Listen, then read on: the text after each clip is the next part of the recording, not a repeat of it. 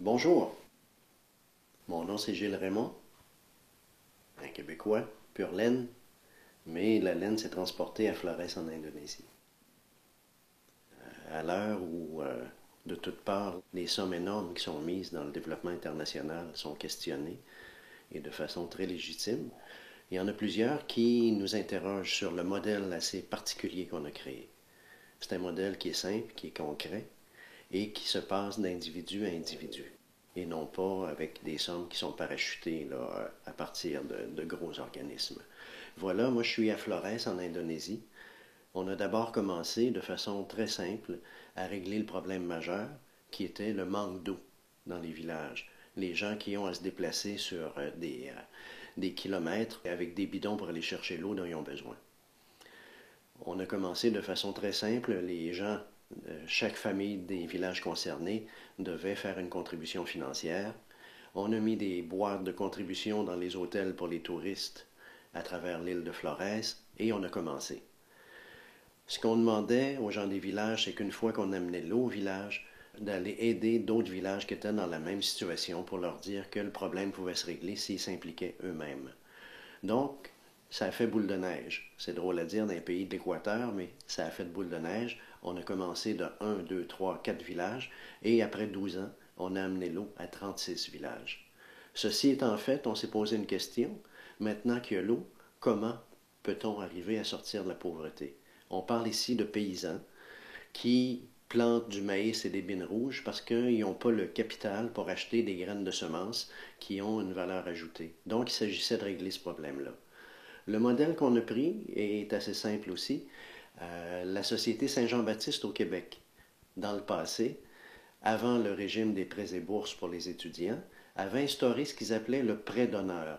Le prêt d'honneur, c'est une famille qui est plus en moyen, parrainait un jeune de milieu modeste qui voulait aller aux études et il signait un contrat, un prêt d'honneur, où ce jeune-là s'engageait au moment où il allait arriver sur le marché du travail à rembourser le prêt qui lui avait été donné, de façon à ce que ce prêt puisse devenir un revolving fund, puisse aller vers d'autres jeunes en besoin. Donc, on l'a adapté à la situation des paysans de Flores. On a commencé d'abord en 2011 avec 4 touristes qui nous ont donné des prêts d'honneur de 2200 $ chacun. Avec ce 2200 $-là, qui était consenti à l'archevêché de Flores, parce qu'on sait que dans les pays du tiers-monde, il y a beaucoup de corruption, donc l'archevêché devenait le fiduciaire du fonds et s'engageait à remettre ce prêt sur 7 ans. Avec ce prêt, ça nous permet d'acquérir une terre de 1 hectare, une terre qui n'a jamais été cultivée, d'y planter 500 kilos de graines de gingembre et de partir en pépinière 1000 petits caféiers arabica. Cette famille de paysans qui prend charge de l'hectare va sortir de la pauvreté. Donc, on arrive avec une récolte de 2 à 3 000 $, ce qui est assez différent du revenu annuel moyen de 800 $. À partir de 3 récoltes, donc au bout de 6 ans, et on a mis le délai de remboursement sur 7 ans, donc à chaque récolte, il y a une tranche du revenu, entre 2 000 et 3 000 $, qui va pour rembourser le prêt.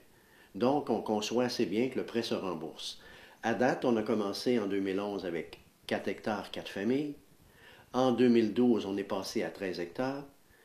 Au moment où je suis parti d'Indonésie pour venir chercher de nouveaux partenaires au Québec, on en était à 21 hectares, 21 familles. Et je peux vous dire que chaque prêt d'honneur qui est consenti, c'est une famille de Flores qui sort de la pauvreté et qui comprend très bien qu'elle a une responsabilité, c'est de rembourser ce prêt. On ne demande pas la charité, ce qu'on demande, c'est un partenariat, que votre famille soit jumelée à une famille de là-bas, qu'il y ait un contact qui s'établit, on vous fait des rapports sur l'évolution de la plantation et ensemble, on arrive à créer quelque chose de différent.